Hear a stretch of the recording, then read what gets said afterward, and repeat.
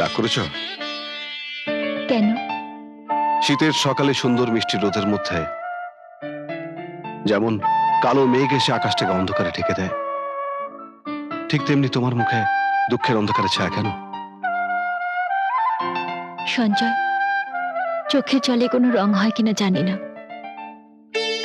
যদি রং থাকতো তাহলে সেই রঙে এতদিনে আমার বুকে তোমার ছবি আঁকা হয়ে যেত।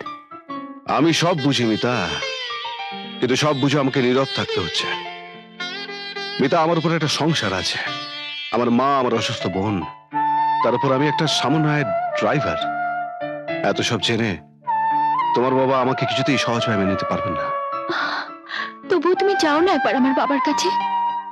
কেন তুমি আমার বাবার সামনে গিয়ে দাঁড়িয়ে বলতে পারছো না তুমি আমাকে ভালোবাসো, আমায় তুমি বিয়ে করতে চাও? কিন্তু তোমার বাবা যদি এই বিয়েতে মত না দেন, যদি আমাকে অপমান করেন, তাহলে আমি তোমার হাত ধরে এক কাপড়ে বাড়ি থেকে বেরিয়ে আসবো। শুধু তুমি একবার আমার বাবার কাছে চলো, বাবাকে বলো। মেয়েটার মুখে তোমার কথা অনেক শুনেছি, এতদিন পরিচয় হয়নি। তোমার বাবা কি করেন? বাবাকে হারিয়েছিলাম খুব ছেলেবেলায়, তারপর মা আমাকে মানুষ করেন। আমাদের ছোট সংসার মা আর বোনকে নিয়ে। ও, তা তুমি কি করো? ব্যবসা না চাকরি? এমকম পাশ করার পর অনেক চাকরির চেষ্টা করেছে, কিন্তু ভাগ্যে জোটেনি। এখন লরি চালাই। হোয়াট? Lorry driver? অবশ্য খেটে রোজগার করার মধ্যে লজ্জার কিছু নেই, কিন্তু মেয়েটা আমার একমাত্র মেয়ে, অভাব কি জিনিস ও জানে না। বাবা, সঞ্জয়কে আমি ভালোবাসি। টাকার পরিমাপে ও হয়তো তোমাদের সমকক্ষ নয়, কিন্তু মানুষ হিসেবে অনেক ইচ্ছে বড়। হ্যাঁ, নিশ্চয় নিশ্চয়। বাইরে ভাই সঞ্জয়, কাল সকালে কোর্টে বেরোবার আগে আমি একবার তোমাদের বাড়িতে আসবো। আচ্ছা, তুমি থেকো। না নিশ্চয়ই। চলো। আয় মা।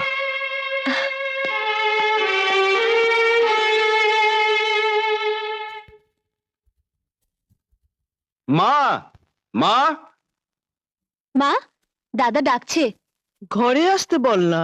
দাদা, ঘরে আয়। আসুন। মা, ইনি পারমিতার বাবা, ও, মিস্টার সরোজ রায়, অ্যাডভোকেট। নমস্কার নমস্কার, বসুন না। আমার কত বড় সৌভাগ্য যে আপনি।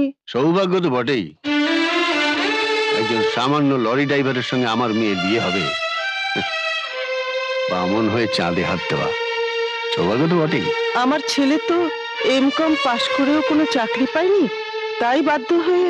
কোনো কাজই লজ্জা নয় মা, তাছাড়া লরি চালানো খারাপ কাজ নয়। খারাপ কাজ আমি বলছি না, খুবই সম্মানের কাজ, কিন্তু আমার মেয়ের পক্ষে একটা থার্ড ক্লাস লরি ড্রাইভারকে বিয়ে করাটা অসম্মানের। এসব আপনি কি বলছেন? সঞ্জয় আমার হীরের টুকরো ছেলে। তাই হীরের টুকরো ছেলের জন্য একটা সোনা রিক্সাওয়ালার মেয়েকে বউ করে আনুন না, ভালো হবে। মিস্টার রায়, থামাও।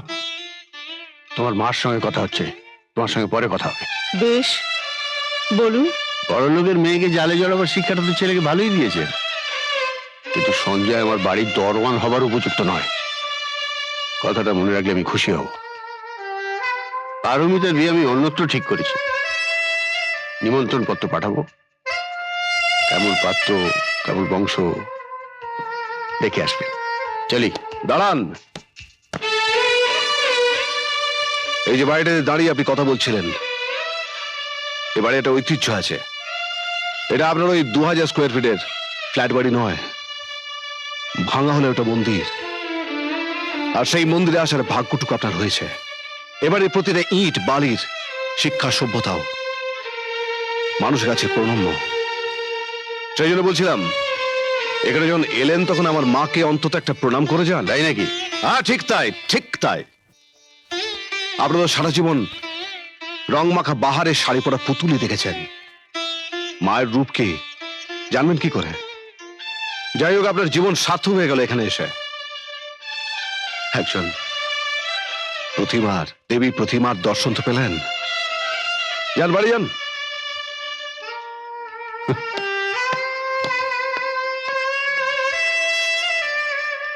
আমায় ক্ষমা করে দাও মা। সঞ্জু,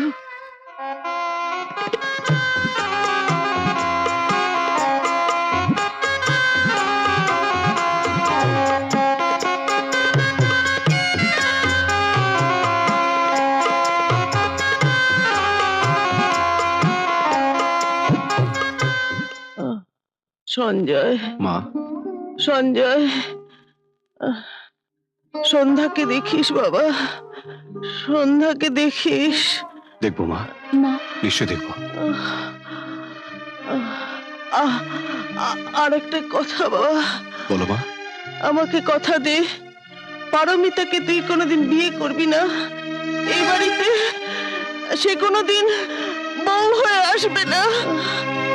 আমি তোমায় কথা দিচ্ছি মা, আমি তোমায় কথা দিচ্ছি, আমি জীবনে বিয়ে করবো না। পারমিতা কেন, আমার জীবনে কখনো কোনোদিন কোনো মেয়ে আসবে না মা। বাবা, আমার মৃত্যু শয্যায় আমাকে ছুঁয়ে কথা দিলি তো বাবা? হ্যাঁ মা, আমি কথা দিলাম।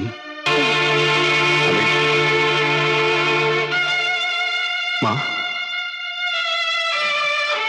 মা, মা, মা, মা গো,